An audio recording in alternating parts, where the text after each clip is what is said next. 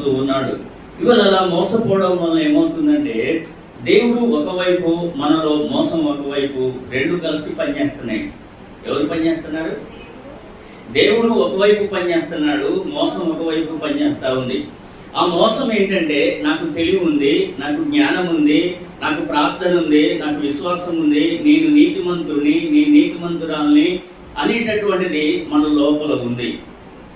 మరొక పక్కన ఎవరున్నారు? లోపల దేవుడు ఉన్నాడు.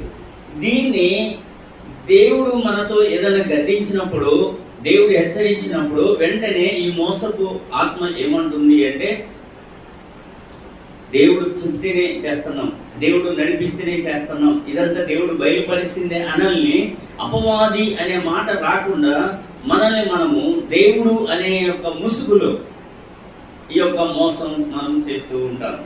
కాబట్టి పరిశుద్ధ బైబిల్ గ్రంథంలో యాకోబు